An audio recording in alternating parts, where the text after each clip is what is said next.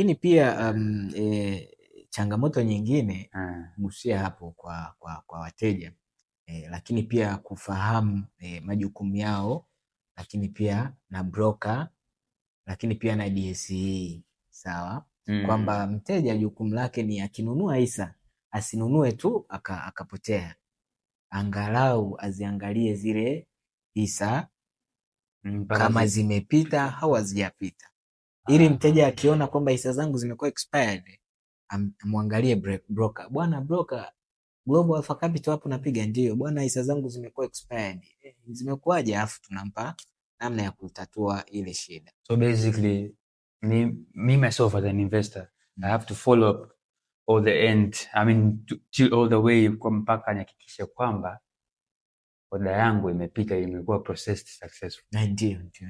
Ni nzuri kabisa. Ndio najua nimepata hisa zangu. Yes, kwa sababu end of the day hasara unapata wewe. Maana mimi ndo nimewekeza.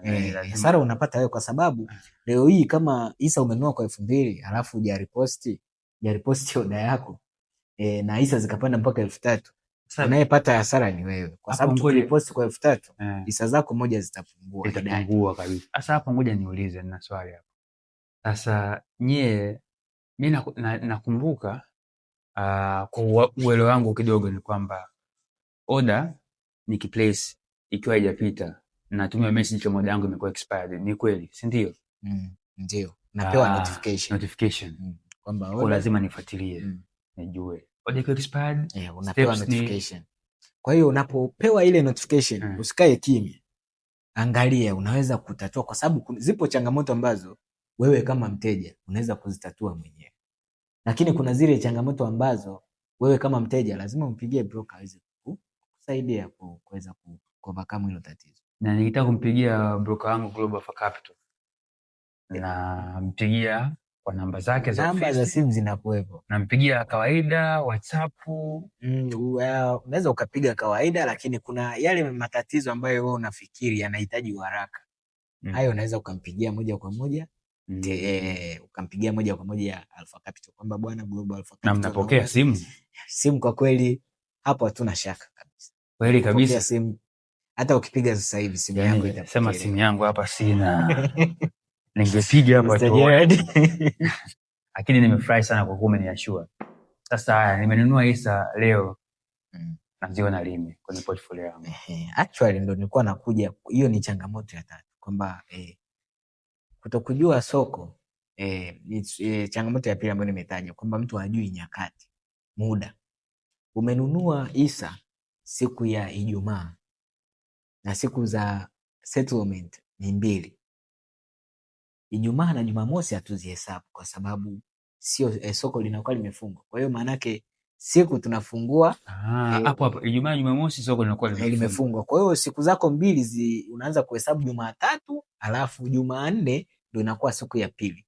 Sasa changamoto iliyopo unakuta mteja ni Jumatatu anapiga simu kwamba hisa zangu sizioni, zimekuwa fulfilled, sizioni. Kwa hiyo anakuwa amehesabu zile Jumamosi. Kwa hiyo anatakiwa apewe elimu kwamba siku ipi settlement schedule ipoje.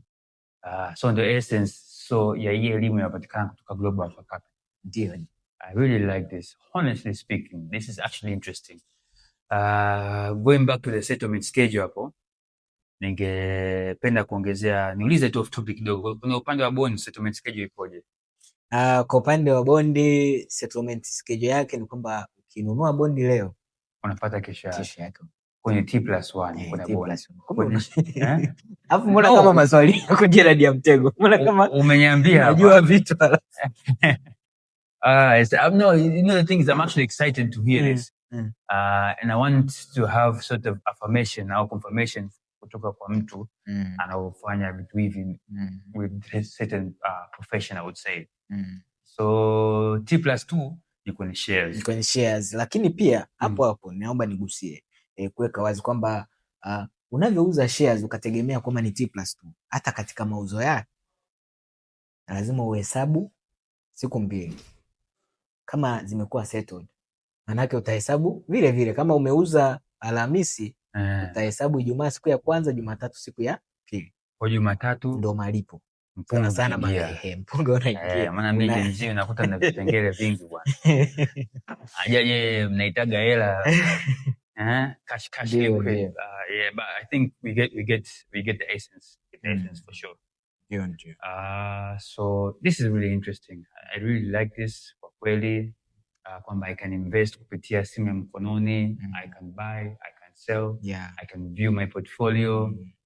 Okay, mfano kama Mr. Gerald, issue nyingine mfano kuna malengo mteja anakuwa nayo ni kwenye changamoto au issues zinazowakumba wateja. Mfano nikikuuliza wewe, kampuni ipi wewe unafikiri ni nzuri katika kuwekeza?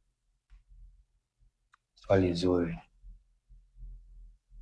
Mimi nafikiria kwenye banking and finance. Lakini kuna muda nafikiria sijui niwekeze kwenye kampuni ya bei ndogo. Sasa nipo ushauri.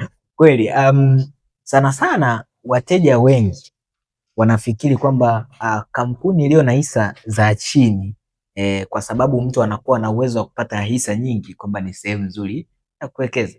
Lakini hilo ni kosa kubwa. Sawa, ni kosa kubwa kabisa. Katika uwekezaji hauangalii kwamba lazima uwe na malengo.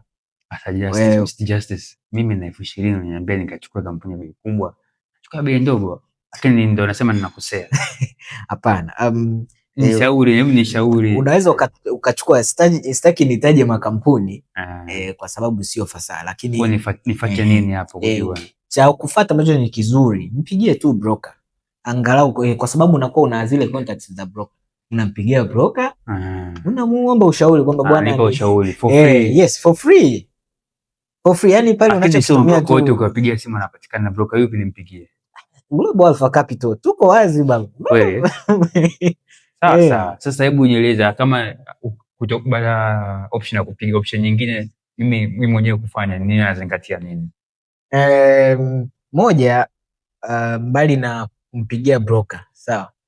Lakini pia unaweza ukafuatilia kampuni moja kwamba ujue historia ya kampuni, lakini pia ufuatilie. Ngoja nikae kabisa mkao wa kula.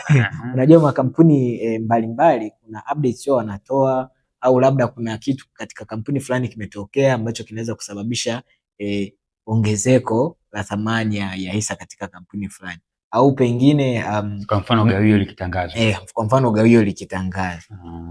Sawa. Kwa hiyo lazima ufahamu sio kila kampuni itakuwa nzuri kwa ajili ya uwekezaji. Yani zipo kwa ajili ya kununua hisa, lakini sio kwamba kila kampuni ni nzuri, kwa sababu kuna makampuni unakuta miaka nenda rudi hisa zake hazikui, ziko dormant.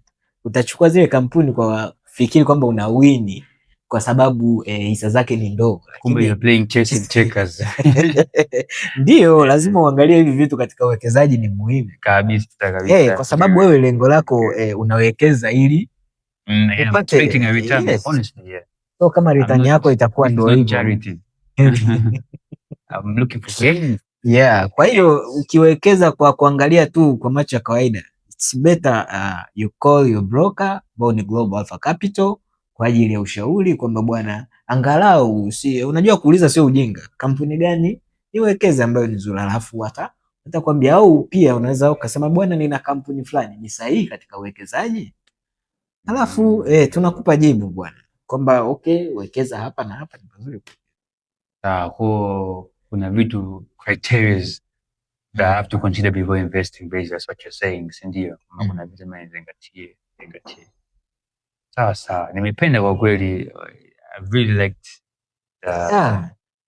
unajua siku hizi bwana mambo yameenda kidijitali zaidi.